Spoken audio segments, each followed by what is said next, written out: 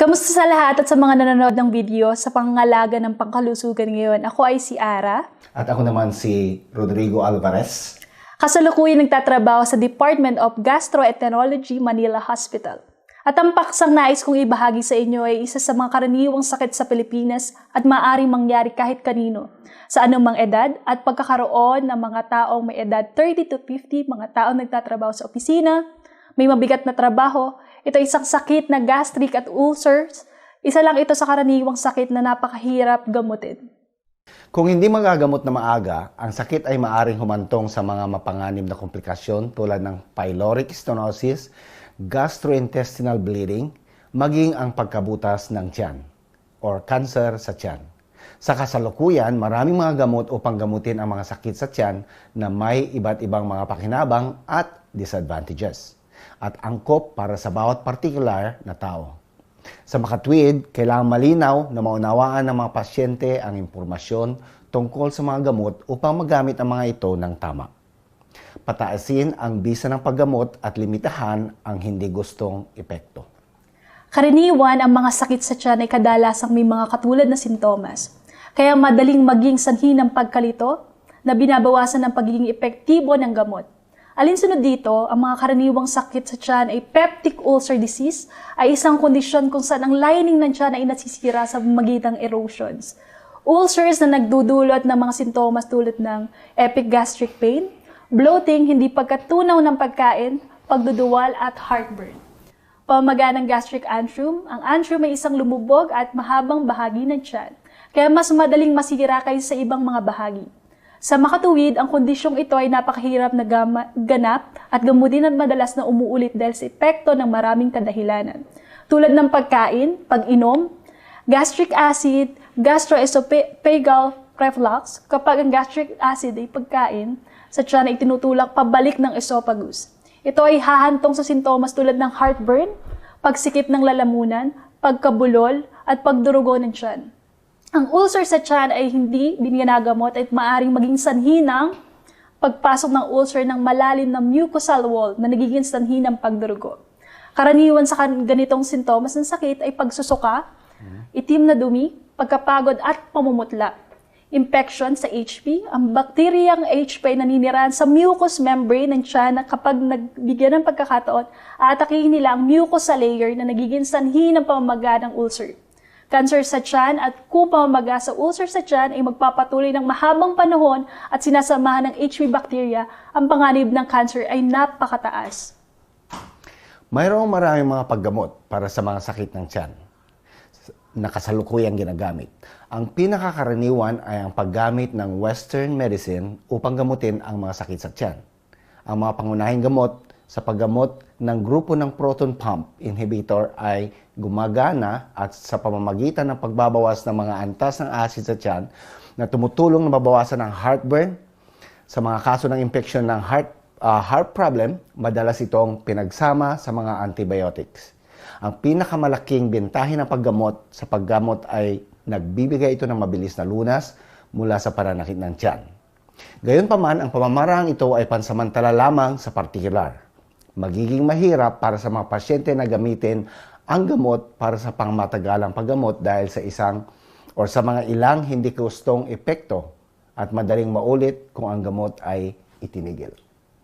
Ang mga gamot na ito ay mabisa lamang sa paggamot ng sakit na lumalala. Ang pasyente ay kailangang gumamit ng gamot sa loob ng mahabang panahon at gayon may magdulot ng resistensya sa gamot. Ang mga side effect ng gamot ay maaaring magdulot ng constipation, pagduduwal at pananakit ng ulo.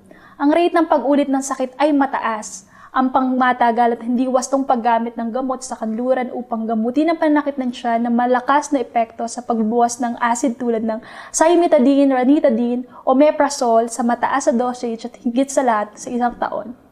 Ang pagbali ng buto, posibleng maraming side, ang mga epektong gamot ay nakakapansala sa pasyente. Sa ilang mga kasong binabawasan nito ang kakayahang makipagtalik at mapanganib na pagkaroon ng cancer sa tiyan.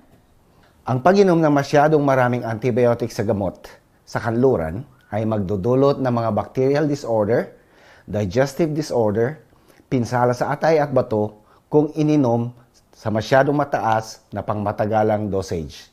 Ito ay magdudulot ng hepatitis, at talamak na kidney failure.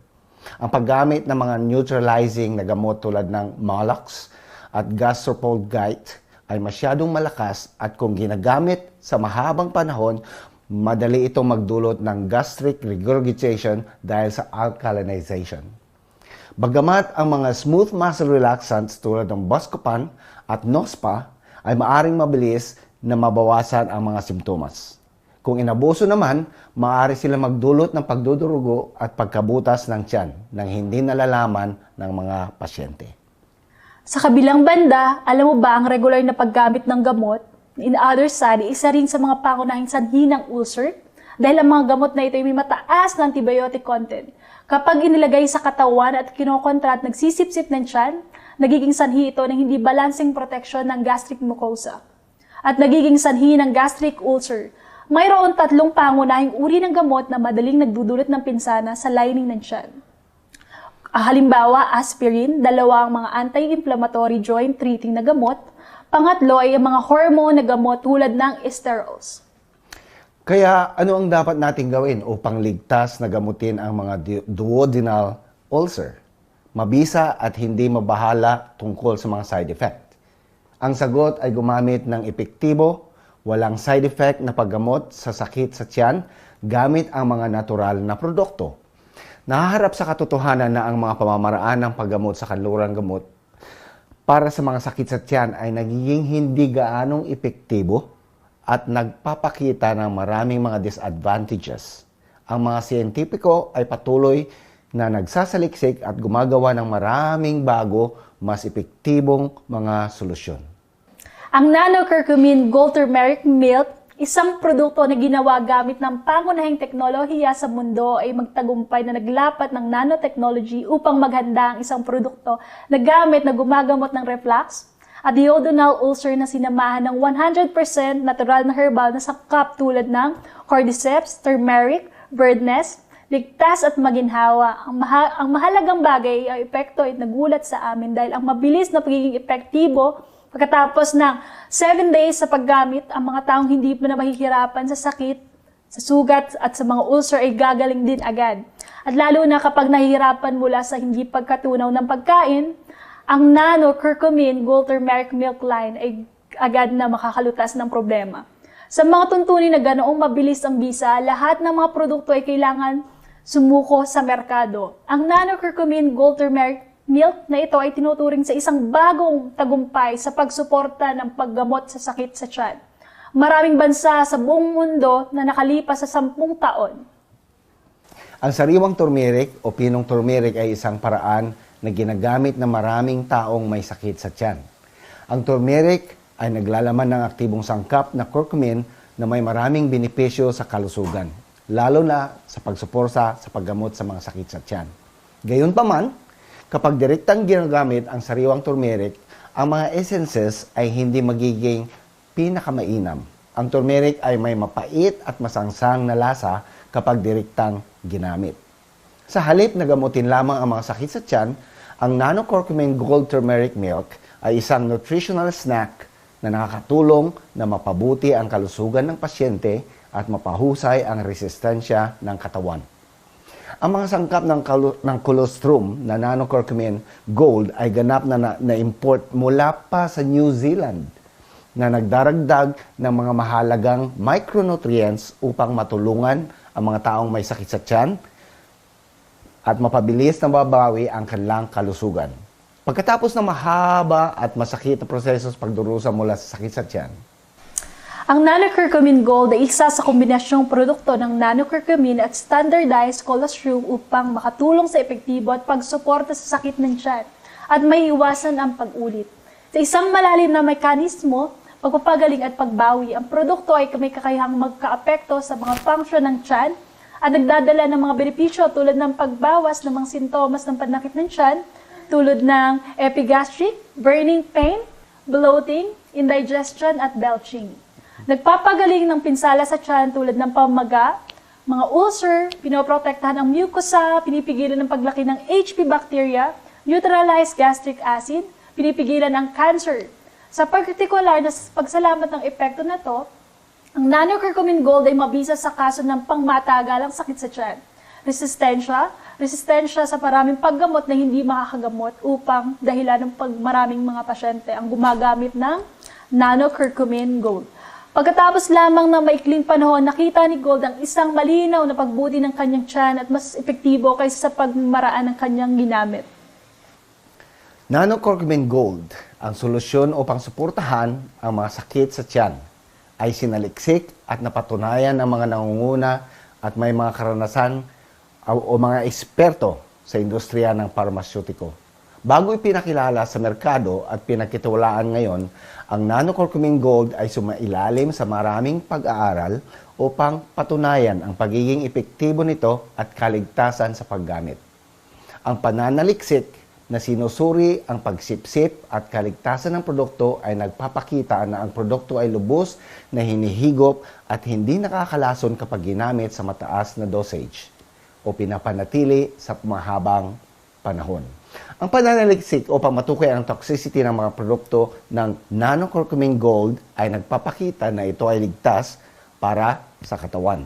Hindi nagdudulot ng pinsala o nakakaapekto sa atay, bato, cardiovascular function o iba pang mga sakit.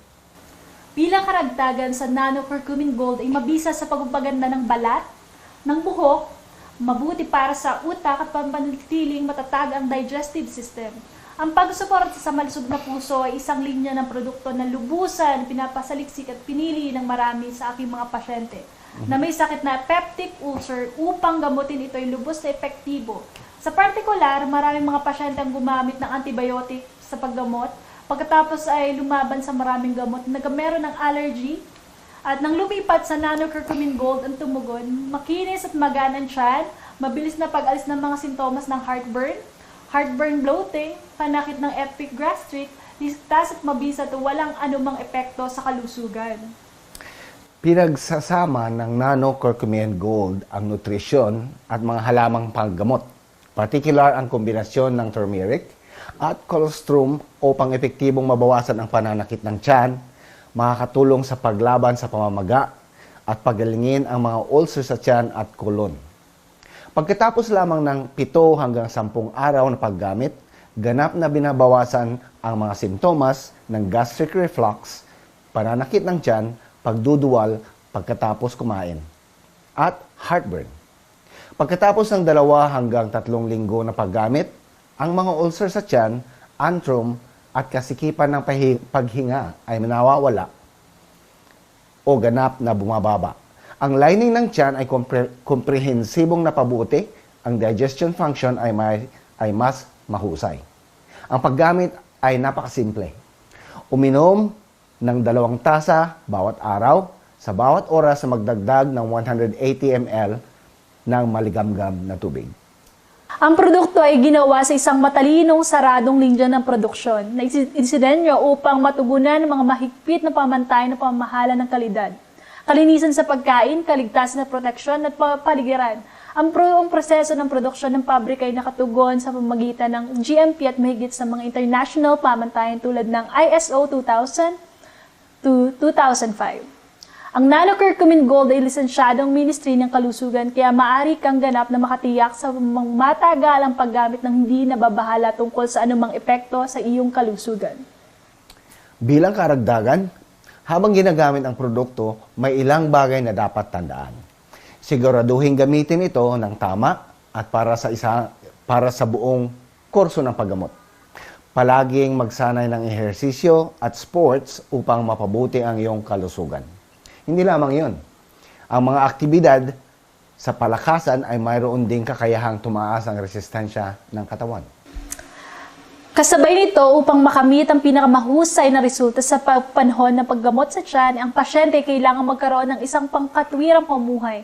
Ganap na kumain sa tamang oras, matulog sa tamang oras at magpahinga sa tamang oras. Ilang pagkain ang dapat mong iwasan sa pagkakaroon ng panakit ng tiyan? Beer, alak, sigarilyo at maraming pagkaing maasim at maanghang.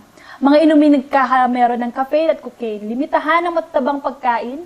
Kung gusto mong matuto o mag-order ng tunay na nanocurcumin gold, maaaring mong iwan ang iyong numero at telepono sa ibaba ng video na ito. At tawagan yung hotline at pinapakita sa screen na to. Goodbye and see you again.